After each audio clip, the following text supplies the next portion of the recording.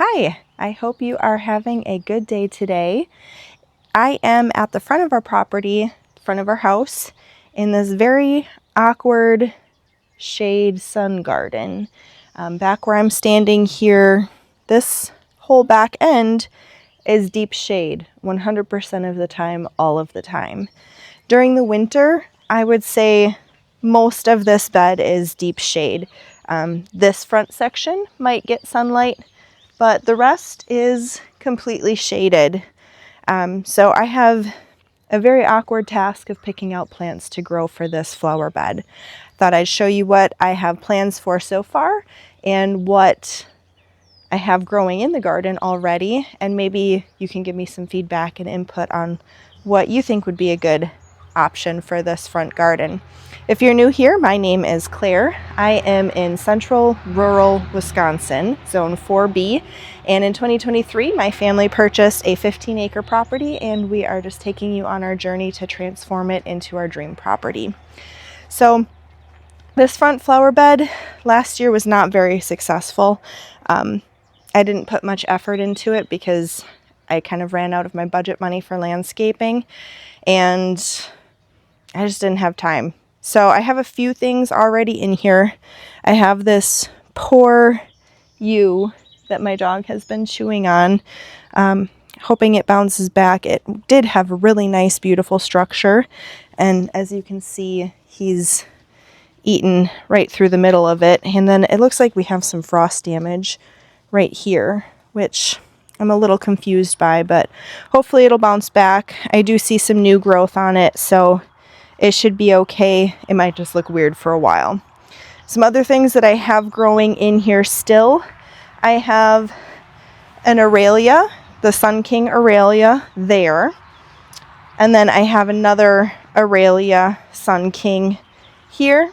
These are shade-loving, perennial, bushy plants. They die back to the ground every year, and when they come up this bright green chartreusey color, which really kind of livens up the deep shade area.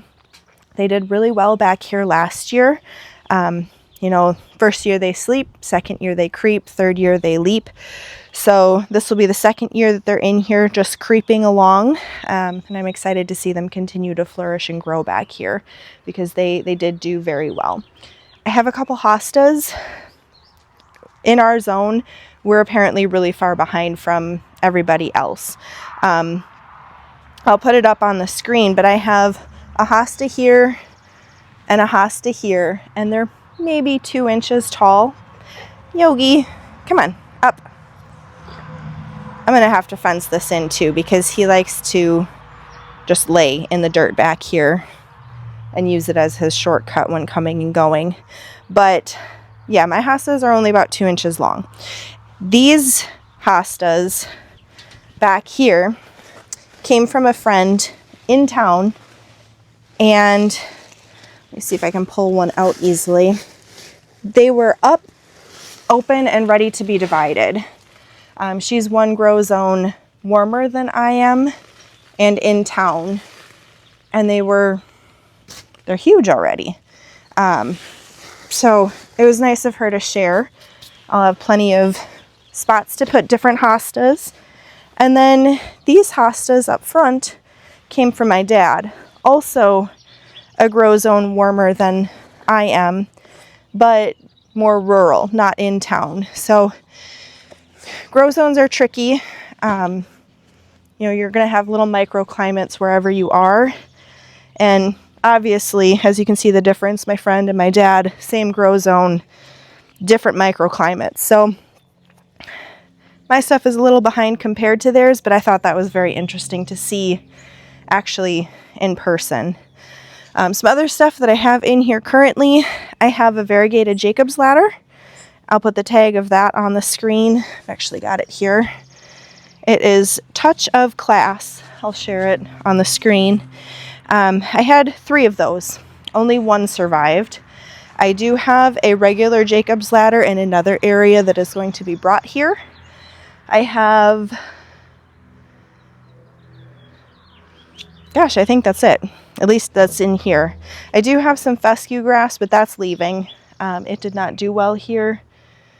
I don't know if it was the foot traffic or what, but it'll be going to a different flower bed.